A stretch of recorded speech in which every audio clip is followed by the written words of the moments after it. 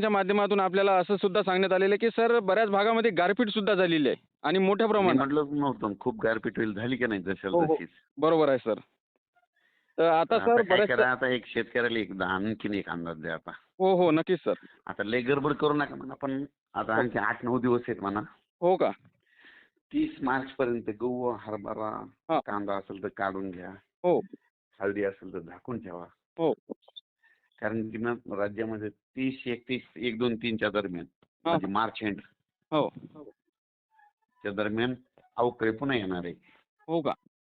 हो मार्चचा शेवट समजा. हो मार्च एंडच समजा. हो. तर तारीख कोणती राहणार सर?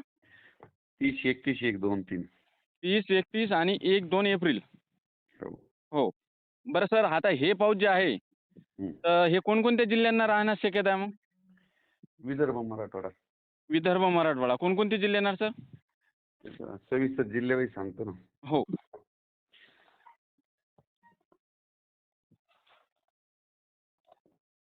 हॅलो. हां, हां. बोला ना सर. आधी सुरुवात इकडून काय करू, हो. इकडून हे पाऊस नंदुरबार कडून घेऊ. हो, बरोबर. नंदुरबार, हं. तळोदा तालुका, शहादा, हो, शिरपूर, हो, चोपडा, जळगाव, धुळे, हो, साक्री, एरंडोल, हो, पाचोरा, हो, जामनेर, हो. भुसावळ, यावल, बरोबर. ताहराबाद, हो. खामगाव, बुलढाणा, हं. अजिंठा, हो, तसेच तिकडं अकोला, अकोट, शेगाव, अमरावती, अचलपूर, हो, त्याच्यानंतर वर्धा, हो. मोर्शी, सावनेर, हं. उमरेड, हो. नागपूर, भंडारा, गोंदिया, बरोबर. गडचिरोली, चंद्रपूर, यवतमाळ, हो. वाशिम, हिंगोली, हं. पुसद, नांदेड, हो. लातूर, धाराशिव, हं. बीड, हं. जालना, संभाजीनगर, अहिल्यानगर हो.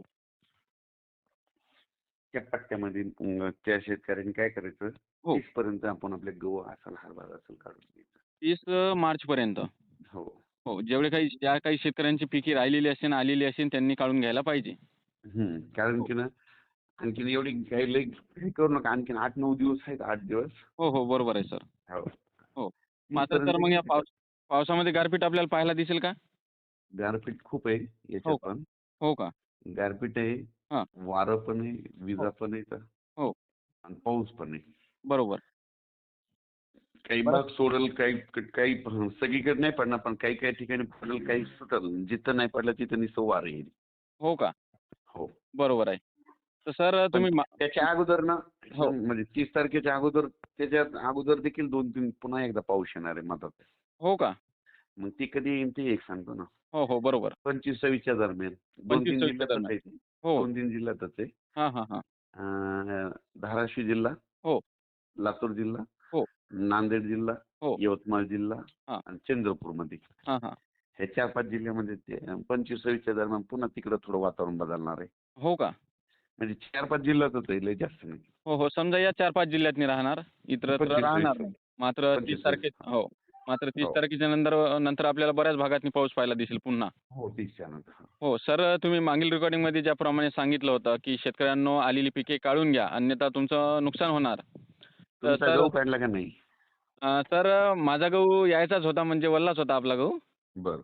हो. त्याच्यामुळे आपलं काही जास्त नुकसान झालेलं नाही. आपल्या भागात गारपीट झाली नाही, परंतु पाऊस चांगलाच पाहायला दिसलेला आहे. तर माझ्या सुद्धा ना जवळपास ना 365 कट्टे आणले सगळे हो, घरी. हो, हो. हो, आता बरोबर. फक्त ते म्हणलो ना 3 एकर राहिलं होतं, ते आज सुरू केलं हरभरा काढायला. हो, हो. बरोबर.